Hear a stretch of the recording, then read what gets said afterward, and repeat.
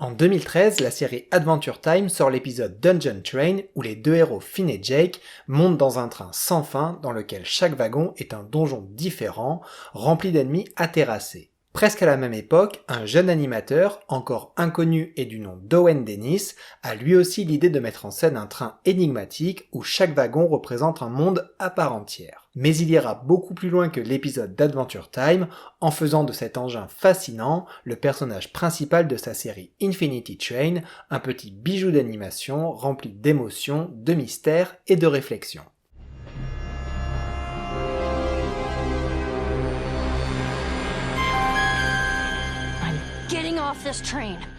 Infinity Train est à la base une production Cartoon Network dont les 2 premières saisons ont été diffusées en août 2019 et en janvier 2020. Et à l'heure où j'enregistre cette vidéo, une 3e saison s'apprête à sortir sur HBO Max. Pour trouver les origines de la série, il faut remonter à l'année 2010, quand son créateur Owen Dennis a eu pour la première fois l'idée de ce show, qu'il imaginait comme un long métrage. Ensuite, il est embauché dans l'équipe du Regular Show, sur lequel il travaille à partir de la saison 4. Et ce n'est qu'en 2014 qu'il pitch pour la première fois Infinity Train à Cartoon Network, qui lui commande alors un pilote qui sera diffusé en 2016. L'engouement est immédiat et ce pilote devient rapidement un des plus vus sur la chaîne YouTube de Cartoon Network.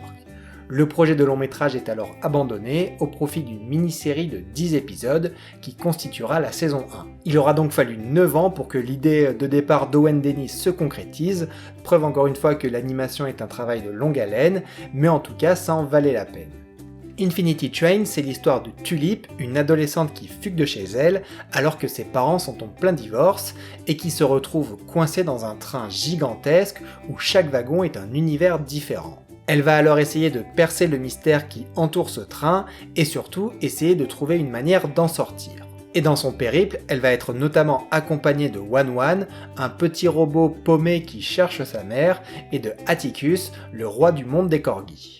Didn't you want to go outside? Yes. Outside? No. Outside? Well, Outside? maybe. Come on. Well, Want to go outside right now? No. You want to do it? You want to go outside? Yes, I want to go outside. Infinity Train a été développé comme une mini-série feuilletonnante qui raconte une histoire au cours de 10 épisodes qui se suivent.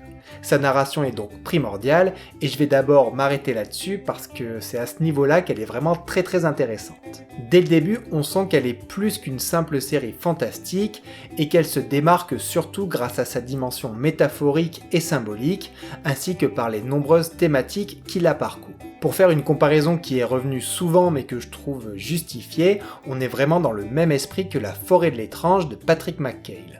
Les 2 séries sont très courtes, mais ça n'empêche jamais les auteurs d'avoir une vraie ambition narrative et d'aller au bout de leurs idées.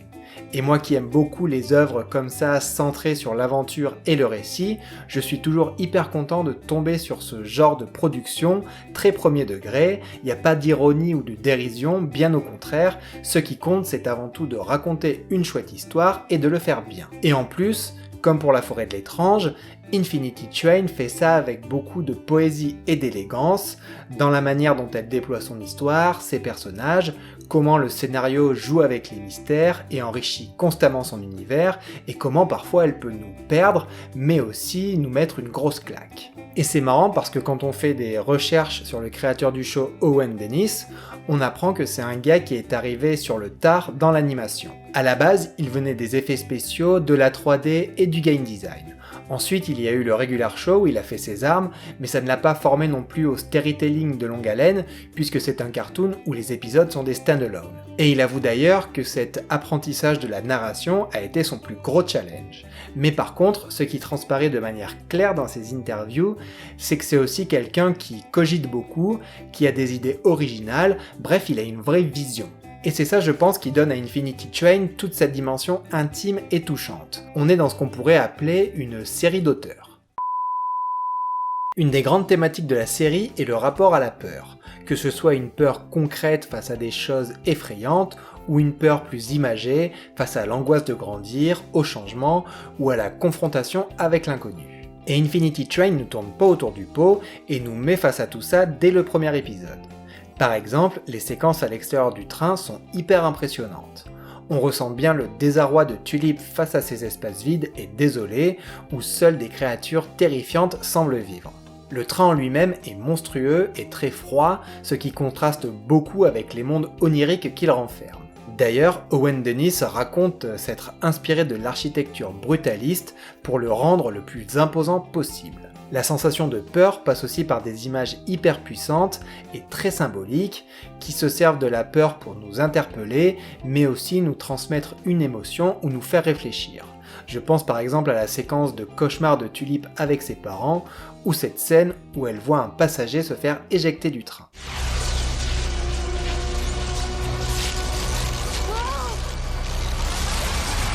Infinity Train est en fait une série très mature qui, l'air de rien, ne nous prend jamais par la main. La maturité est d'ailleurs un autre thème récurrent de la saison 1, dans la façon dont elle s'exprime à travers le parcours de Tulip, qui doit faire face seule aux changements dans sa vie et grandir avec. Et là encore, la série prend ses sujets à bras-le-corps, comme avec le divorce et la manière dont ça affecte Tulip. Rien que le fait de parler de divorce de manière aussi ouverte dans une série d'animation jeunesse n'est pas anodin. La maturité, c'est aussi la manière dont la série fait en permanence réfléchir ses personnages et le spectateur. Que ce soit une réflexion vis-à-vis de tous les mystères qui hantent le train, comme ce chiffre qui défile sur le poignet de Tulip, mais aussi des réflexions entre guillemets plus philosophiques qui poussent sans cesse à se questionner.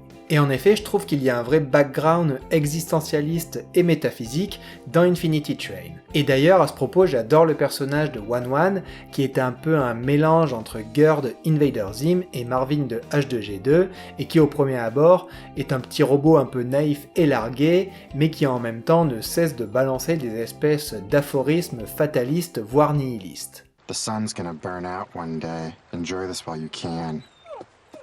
One, you made me think I was gonna die! It would be surprising if you never died.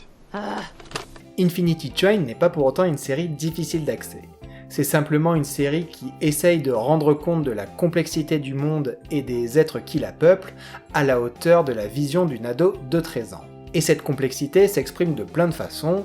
Il y a donc la complexité du train, cette machine qui sort de nulle part et va on ne sait où, et qui renferme une infinité de mondes hétéroclites ayant leurs propres règles et leurs propres habitants. Plonger Tulip là-dedans, c'est la confronter à la diversité et lui montrer que des enjeux et des personnages complexes, il y en a partout en dehors de son petit monde adolescent. Elle qui d'ailleurs est très téméraire et aime avoir réponse à tout, elle va se heurter violemment à ce train dont la logique et le fonctionnement lui échappent complètement. Perhaps if you sleep on it, the answer will come to you. I can crack this! I just have to go about it using the scientific method. Et pour continuer sur la diversité de l'univers, on peut s'attarder quelques instants sur la direction artistique que j'ai beaucoup aimée. Au premier abord, Infinity Train est un dessin animé assez passe-partout dans sa DA. Il n'essaye pas forcément de nous en mettre plein la vue ou d'être original, mais il reste très joli.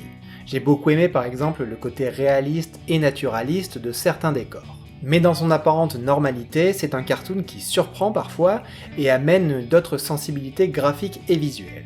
Comme par exemple le côté mecha, avec Wan-Wan d'une certaine manière, mais surtout avec les antagonistes. Il faut savoir qu'Owen Dennis est un grand fan de Phil Tippett, une légende des FX dans l'industrie du cinéma, et ça explique, je pense, certains partis pris de son cartoon. Je pense aussi à ces personnages, les flics du monde des miroirs, qui ont une vibe badass et film noir, presque à la Batman de Bruce Timm. Et je pourrais aussi parler de l'influence du surréalisme qui vient amplifier encore plus le côté insaisissable et aléatoire de l'univers. Et cette volonté d'avoir un univers à la fois hétéroclite et cohérent ne vient pas de nulle part pour Owen Dennis. Au-delà du fait qu'il dit avoir besoin sans cesse de se renouveler pour fuir la routine, une autre de ses sources d'inspiration fondamentale est le jeu vidéo Myst, dont il était archi-fan adolescent, et qui a aussi pour principe de jouer sur la multiplicité des mondes dans un même univers. Ce renouvellement permanent va d'ailleurs s'inscrire sur le long terme. Je vous rappelle que Infinity Train a été pensée pour être une simple mini-série de 10 épisodes. Mais face à son succès, elle a été reconduite pour une saison 2, et c'est comme ça qu'elle est devenue une série d'anthologie, c'est-à-dire que les nouvelles saisons ne sont pas des suites, mais bien de nouvelles histoires originales. C'est pour ça d'ailleurs qu'il ne parle pas de saison, mais de livres. Dans le livre 2, diffusé début 2020, l'action se situe toujours dans le train, mais le scénario et les protagonistes changent. Je ne vais pas raconter grand chose sur le scénario principal, car il reste lié d'une certaine manière à l'histoire de Tulip, et le mieux est de garder la surprise. En tout cas, je trouve que le show a très bien réussi à se renouveler, ce qui n'était pas évident vu que la saison 1 réglait pas mal de choses, notamment vis-à-vis du train. Les thématiques déjà sont différentes, là où le livre 1 parlait de changement et du fait de grandir, la saison 2 est encore plus introspective et questionne l'existence et l'identité de son protagoniste, via notamment une jolie métaphore autour du reflet. En ce sens, j'ai trouvé cette nouvelle histoire encore plus profonde et émouvante. Et comme dans la saison 1, le rapport au mystère et à la peur est toujours hyper puissant, il y a des épisodes et des séquences vraiment marquantes, la poésie et le symbolisme sont toujours omniprésents, c'est touchant et le côté aventure tient la route. Bref, le livre 2 n'a fait qu'amplifier mon admiration pour ce dessin animé. Si je devais résumer ce qui m'a plu dans Infinity Train, je dirais que c'est sa modestie. Dans le sens où c'est un dessin animé qui n'en fait jamais des caisses, qui reste même dans les clous, alors qu'il porte une vision d'auteur très forte, met en scène des personnages complexes et possède des niveaux de lecture parfois très profonds. De mon côté, j'ai découvert Infinity Train dans la foulée de Midnight Gospel, la nouvelle création de Pendleton Ward d'Adventure Time. Et quand on y pense, les deux séries ont en commun de mettre en scène des personnages qui se lancent dans une quête initiatique basée sur l'introspection. Et j'ai aimé Midnight Gospel, mais c'est une série entre guillemets plus adulte qui décide justement d'en mettre plein la vue et même de noyer le spectateur sous un flot créatif, tant visuel que verbal, ce qui en fait une œuvre radicale qui divise les spectateurs. Mais je crois que je préfère le côté plus classique d'Infinity Train, d'autant qu'elle montre très bien que ce n'est pas ce qui l'empêche d'être une œuvre pleine de caractère et très personnelle. Il y a vraiment beaucoup de bienveillance qui s'en dégage, et ça fait du bien. Un peu comme dans Hilda, pour faire une autre comparaison. D'ailleurs, cette bienveillance fait partie de l'ADN du show et Owen Dennis la revendique. Il dit par exemple que le meilleur conseil qu'on lui ait donné dans l'animation est le suivant: Hire the heart and train the hand, c'est-à-dire embauche le cœur et entraîne la main. Par là, il démystifie le soi-disant génie artistique qui devrait primer sur toutes les autres qualités d'un artiste, et en particulier ici d'un animateur, d'un scénariste ou d'un storyboard artiste. Selon lui, il n'y a rien d'inné dans le talent, et il suffit d'apprendre, de s'entraîner et de travailler dur. C'est pour ça qu'il préfère, quoi qu'il arrive, s'entourer de gens bien, de gens bienveillants, qu'importe leur talent, plutôt que d'embaucher le mec le plus doué du monde, mais qui serait une personne néfaste. C'est une vision très cool du milieu artistique, je trouve, et qui transparaît bien dans cette série, qui en effet semble avoir été faite avec le cœur.